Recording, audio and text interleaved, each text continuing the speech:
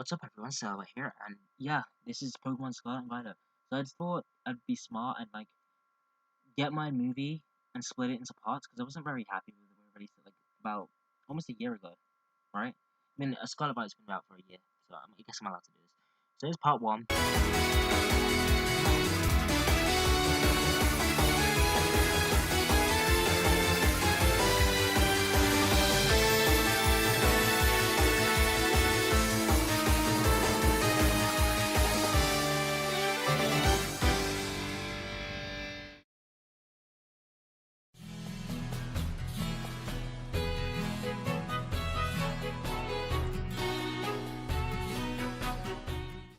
My first day of Pokemon Scarlet and Violet. Well, we're not playing Scarlet, but I spent 18 minutes deciding what I wanted my characters to look like, which is actually incredible. Game Freak, you outdone yourselves with this. Priorities and customization, I like to see it. After that, welcome to the world of Pokemon. He's so cute. Honestly, the depth of this school is actually impressive. It looks like an actual place. And, oh my god, is that a flipping Tauros? Things seemed to be fine until we were shown a mysterious metal dragon flying out of the crater. Here we are, Pokemon Violet. I'm so excited. Cruising through the— oh my god, birds! Flamingos! Wow, this is actually unreal. Oh crap, it just ran out of battery. Oh no. So, this is me. I'm gonna be the best Pokemon trainer, I'm gonna be the champion, I'm gonna go these new frontiers. A rat? Damn, we got a nice house. Hi, Mom. Oh my god, is that Abigail Shapiro? Oh, this is, I feel like I've seen this before. Some tea?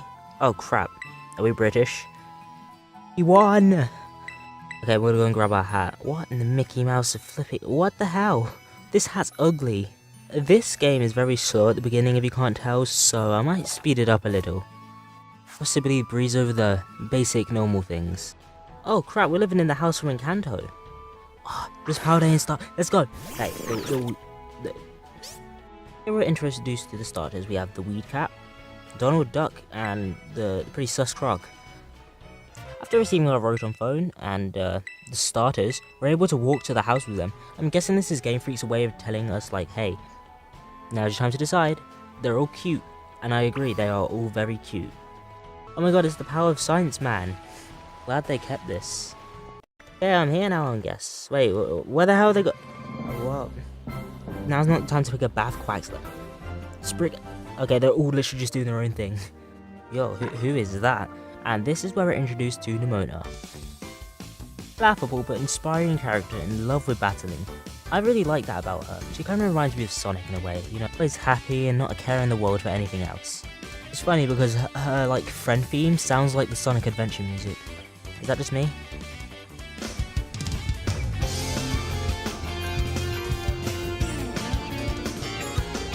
She knows me? I just started, didn't I?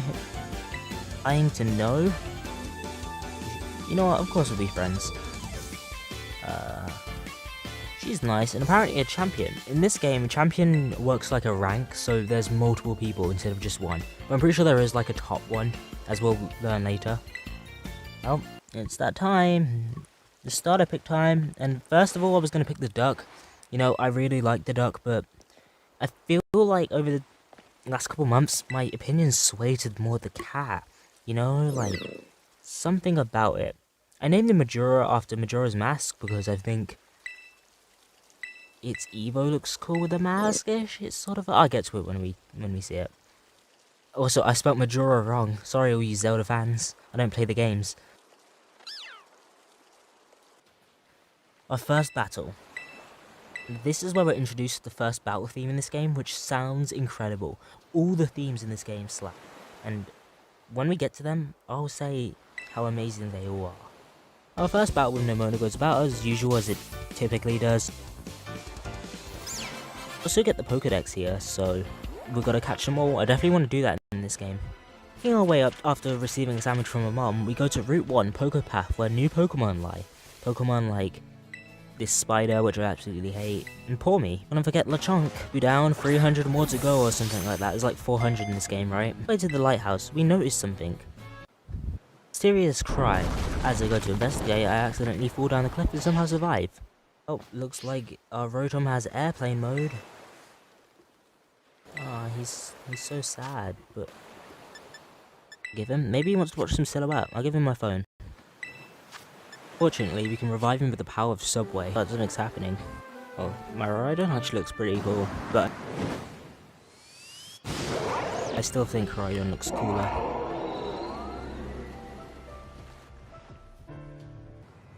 Don't leave. I guess I'll follow. The Houndour is just themselves. I mean, nothing scares Robo Dragon. As we go darker, the absolute menace for Pokemon just shows up. As I go to throw out Majora, after realizing I literally can't do anything.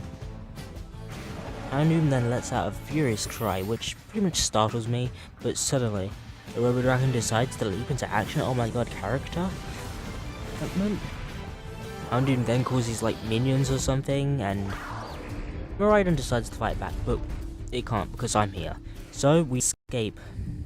No, I kind of want to learn more about Miraidon. I think it's a really cool Pokemon. Nemona's just here clapping, like you could have rung the fire department or something, or just got help. We were trapped in a sleeping cave. To venture outwards, Miraidon discovers that he can't really go in his battle form anymore. It's like sandwiches kind of give him power, but he's run out of power, so he's gonna have to be in a stupid walking form, but bike form later. Which begs the question, what happened to it? It came from the great creator, so maybe it got hurt or something? As we reach the lighthouse, we run into Arven, a really cool and interesting character who I definitely hate at first, but end up liking by the end of the game. And that the Pokemon's name is Miraidon. Well, I've already been saying that because I kind of knew that because by the trailers. Miraidon. And a battle against this stupid squirrel. He's dead. After the battle, we go up onto the lighthouse and take a really nice view of the game. I mean, it doesn't look the best, but it's not bad. Well, after 2.5 minutes of exploring, I reached my first Pokemon Center, which looks like a gas station in this game since you ride the Pokemon like bikes, which is a cool detail. You can see there are 3 occupations, Nurse Joy, the Pokemon guy, and the TM machine. This is a good sign on how AI will slowly take over. You can make TMs in this game though with collecting materials from Pokemon. I guess they kept the crafting system from Legends Arceus, but it's not the same, like, you can only craft TMs, that's it. So we get introduced to Crypto here. I'm glad they have online currency. The real reason I wanted to get to the Pokemon Center so quickly is so I can actually play with my friends, because this game does a really good job of introducing the online feature, which is like a Union Circle, so I can play with my friends in real time. Kind of like Pokemon MMO, but like 3D and actually better. I mean, it doesn't work the same, so you can't really say it's better, but like it's cooler in my opinion. It's limited to just 4 people. You know, this is going to be funny because of how broken the game is, like the glitches and stuff. We were just doing some random things. Time later, I encounter my rival and we have an epic battle where I'm in a phenomenon known as terrestrializing, the new gimmick in this game. It works is you can turn into a singular type for offensive purposes, but you retain those defensive purposes of that new type. Pikachu turns fire type, so he has the defenses of a fire type, but he also has the attacking of electric type and a fire type, because he still retains his original stab. If you want an actual video on it, I suggest going watching like a breakdown of terrestrializing and how it's going to break the meta or something. It's kind of crazy how you can kind of just change to any type, and you can change your Terra type late in the game. It wasn't much of a challenge, but it was a cool battle, I guess. Finally, we're in Mesagoza, the beautiful big city of this game, the Castelia, the Lumios, the Winden. It's just a massive city where everything goes on and it looks beautiful. I was going to go to Barcelona one day, but it got cancelled because of COVID. Minutes doing literally whatever, just exploring the city, going into different shops. I even got this cool hat. I mean, there's a lot of sandwich venues and like shops and stuff, so some girl needs help. There's me literally self-inserting. And here we're introduced to 2 new characters. And he's this like awkward, antisocial character who we don't really see much of, except when she comes it's kind of suspicious. And Team Star, the main antagonist group of this game, well, they're not really antagonists. We battle them with this really cool theme. After the first battle, we get introduced to terrestrializing, like we actually physically get to do it, and it's pretty insane. Just look how much damage this does. I already know this is gonna be broken, that's the thing. As we entered the school, we are greeted by the director and taken to our room where we meet Mr. Jock, who's kind of like the professor of this game in a way. He kind of acts like it, because there is no professor. I mean, there's Churro, but you will find out more about him later. He invented the Pokedex, which is cool. He kind of looks like a bit like a nerd. So what the hell is going on with everyone's feet? In the UK, we call our homerooms form rooms. I don't know if you guys do that in America. That's weird. They do it in Spain. We're able to explore the school, so I go to various rooms like the canteen or the cafeteria. Damn it, now my British has shown me. Arvin, and he gives us the first story of the game. Path of Legends. Basically, you and Arvin go on a lovely hunt to find all the Titans and collect Herba Mystica, some sort of special drug that can help Pokemon heal or some 5 different Titans. As you can see, I was pretty intrigued. Also get a glimpse at the Violet book, which is really interesting. Before leaving though, we get a mysterious call from a hacker. I don't know, it's maybe one of those scam calls you get. She basically tells us about Team Star and the operations Team Starfall to take them down. I don't know. It's like I literally had no idea what this was going to be, but it seems like it's the second story of the game, being with Nomona, Victory Road, which is cool. The traditional take on the 8 badges, get to the Elite Four, and beat the champion. Doing all that, we head to the director's office where we meet Professor Churro, who gives us the details of Miraidon. He entrusted us with looking after Miraidon. Pretty cool, we kind of like have a 7th member, if you will. This is pretty cool. You know what's even cooler? The fact that Nomona wants to go to our room with us. Our dorm? Yeah, I mean, I assumed that the bed would be comfy.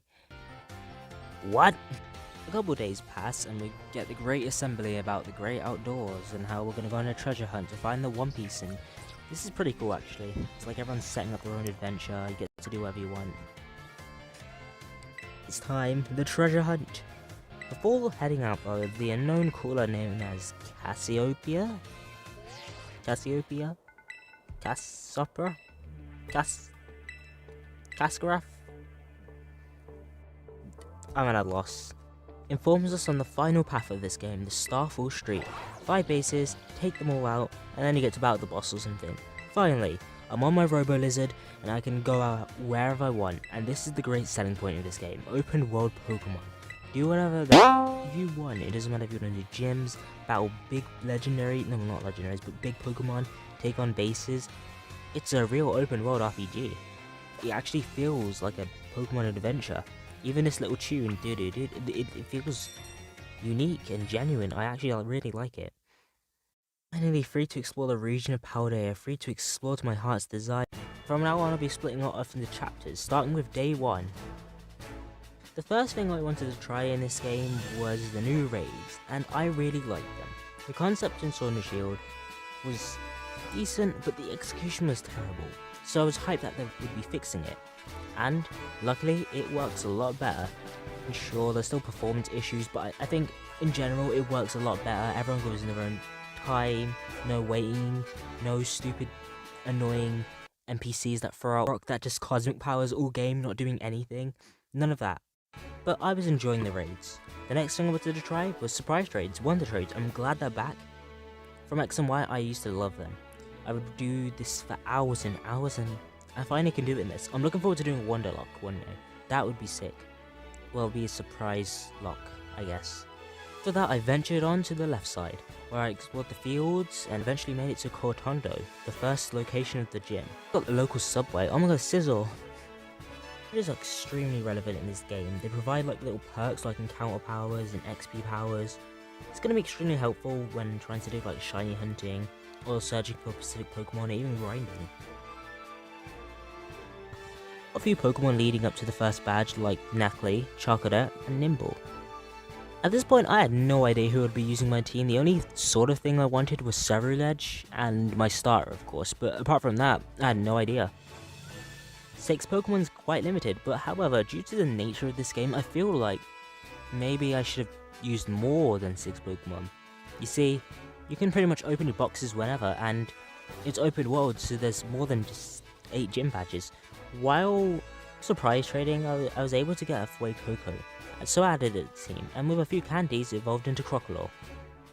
first look at most of the new Pokemon in this game. I haven't been spoiled on anything, but you kind of know some of them from the trailers, and I think this one looks kind of terrible. It's just basically bigger Fuecoco with a hat. A sombrero. Awesome. I found some cool other things, which we won't talk about for now. Maybe I should probably take on something, or what should we do? The first thing I decided to take on is the Open Sky Titan. So, I traversed up through the Windmill Hills. Is that a Sonic track? When Arvin notified me, basically telling me to be careful and take it easy, but you know what? I'm fine, this could be easy. From a distance, I could see massive boulders dropping, and I thought this was going to be some flipping bomber plane or something.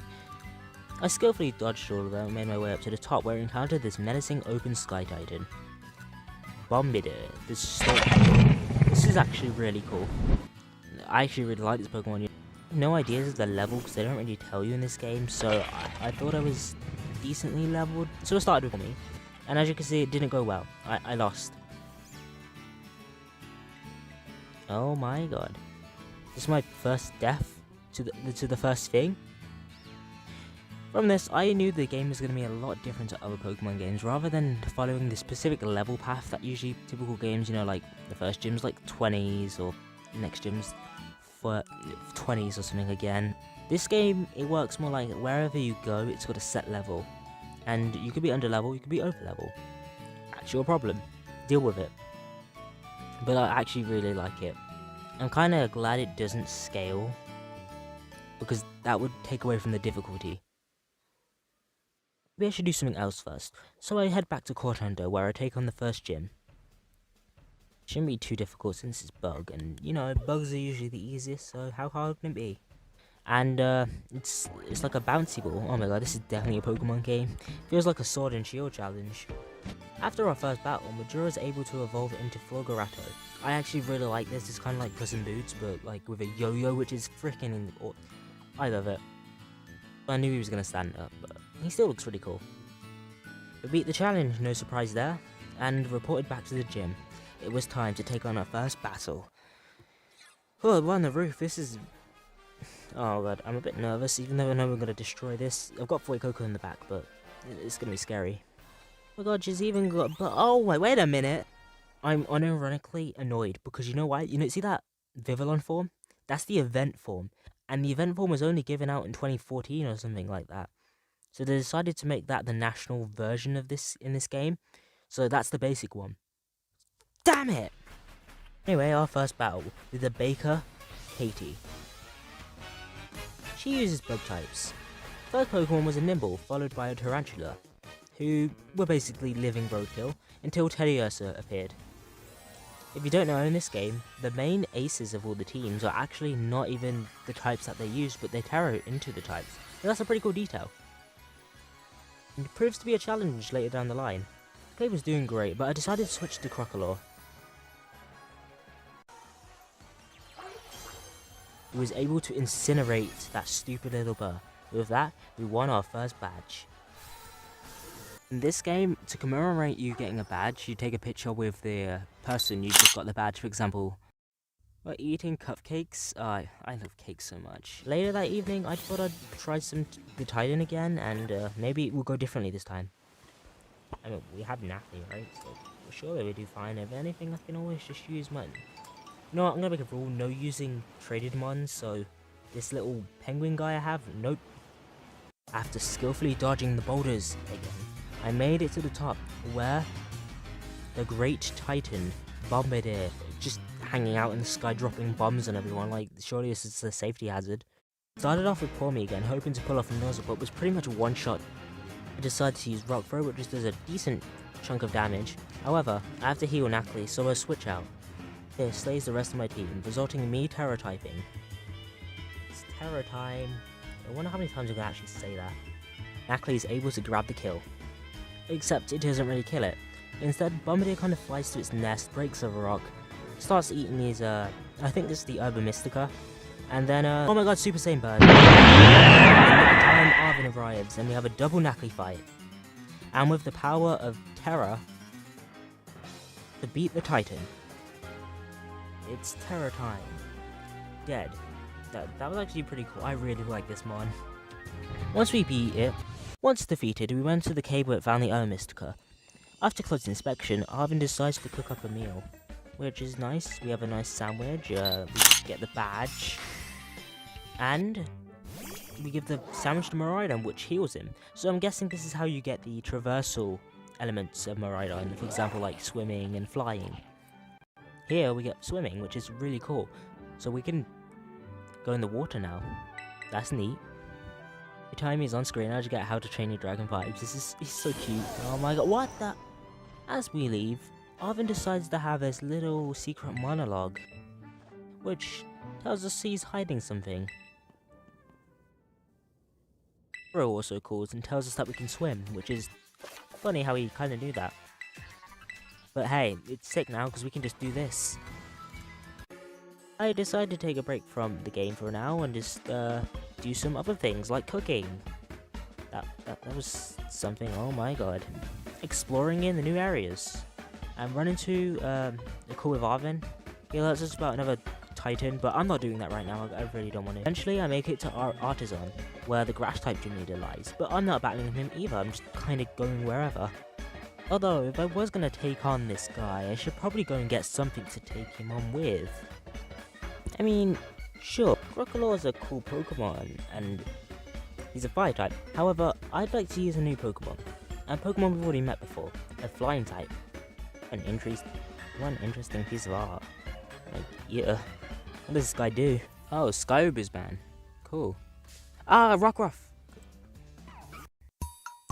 Honestly, I really like this new mon. It's our first Stalk Pokemon, you know, pretty cool bird. It's Dark type, which got me thinking. So Bombird is like, you know, a Stalk, and so it delivers things, it drops them. And it says that in the Pokédex entry, that it loves to make loud noises. So, it's a Stalk that likes dropping things that make loud noises. I don't know how I feel about it, but it's really cool, and I'm looking forward to having it on the team.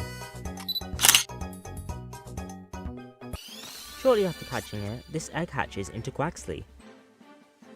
Going up the road a little, I run into loads of new Pokemon, including... oh my god, is that... Pink Chow? And of course I caught it. This Pokemon is absolutely adorable, by the way. I absolutely love him. Or her, it's a female, I think it can only be female. So I add it to the team. Also, I can hear a Gimmighoul, so I better get that. On the right side of the map, I'm able to catch Squawkabilly, this new bird, and Quaxley evolves into Quaxwell. Going down the path, I make it to the site of the Fire Crew base. Cassiopeia calls and crowns us an official member of Operation Starfall, along with this guy, Clive. You know, looks like an interesting character. I'm sure we've never met him before, and he'll be an absolute unit on our team. Once at the gate, the current informs us that we'll only be allowed to use 3 Pokemon in this game. Basically, you have to knock out 30 Pokemon, say he'll knock the self-defense right out. That's hilarious. I absolutely destroyed him. Clive is scoping out the area, God knows for what, and then Charles appears. Carlos the Charcuter, that's a clever name, I love this game. Time for murder. A limit of 10 minutes? That seems way too generous. I decide to use Quaxwell, Bombirdier, and Pawmo. Since they're probably the best Pokemon I have at this situation, Bombirdier is really strong, Pawmo is electric type, and Quaxwell water type.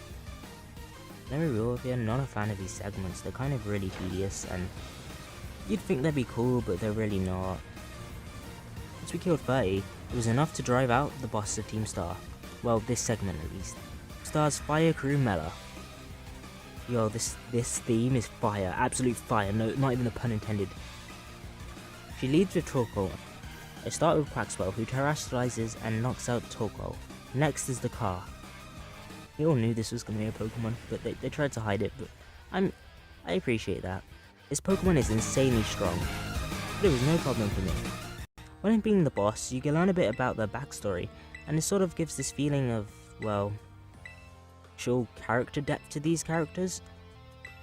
Like in other games where you kind of see the grunts and it's like, oh, they're the lackeys, and then you have the admins who don't do anything and they don't have any personality. It's really different in this game. We get a sneak peek at all the other bosses, even learn a bit about the history of the Pokemon School. Muy interesante. Just like that, we got our star badge, our first one. For clearing out the base, Penny, who kinda just spawned here I guess, gives us LP and materials. I don't know why Penny is here, it's just a bit random and... Oh wait, Cassiopeia just cool. Hey, this is a bit of a coincidence. And with that, I guess that concludes our first day in Paldea. I took out each of one path, so now I know what the rewards are. For taking on the gyms, you get access to higher level Pokemon. Well, obedience level at least. For taking on the star bases, you just kind of get like materials and money, I guess, LP. And for doing the Titans, you get the biggest reward, which is traversal features like climbing and jumping. So, I think I know which one I want to mainly focus on, and that seems to be the biggest reward. Before going to bed that night, I decided to take on the Stony Cliff Titan. This was the one from the trailers that we knew about, so I knew what I was getting myself into. There he is, damn, that's a big crab. Tinkertink's able to take this out with his Metal Claw. I managed to scare it away into its nest, where it finds the other Mystica.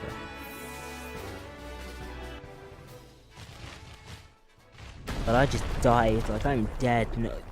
Nope, series is over. Oh my god, Super Saiyan Crab! Thankfully, Arvin brought his shoulder. Whoa, what would we do without shoulder? Specializing into steel, but to take out the crab. Oh, why does she look so sad? She just took out this big titan and is like, oh no. Entering the cave, we find more herbs. Guys, it's time for another sandwich. Bob's your uncle. Wow, they really put this in this, huh? Another Titan badge. Well, I wonder what the ability we'll get this time is. Hopefully it's like, maybe jump boost. Oh, it's dash. That's good. As Miraidon goes for another sandwich, Arvin snaps with anger and apologizing reveals his secret that he's been teasing. It turns out that he has a sick dog. Ah, he just wants to defeat his Pokemon. I thought Arvin would be evil or like have a secret thing about him, but he just has a sick Pokemon that he wants to heal. That's actually really sad. He was just trying to save his buddy. Showing us the book, we learn more about Mystica and how it kind of is like this medical drug. That made no sense. Mystical healing, I guess. Miracle healing, whatever you want to call it. Of course, comes from the mysterious Area Zero, leading to more questions. Once that happened, I accidentally ran into a little battle, and when I heard running, it acted like I just lost. That's new. I'd say that's enough for today. Maybe I should probably head to bed. 4 badges out of, what, 18? That's incredible. So, tomorrow's a new day. Except, it's now like 3 o'clock, so I'll be waking up maybe 10, so I'm not even getting enough sleep. Anyway,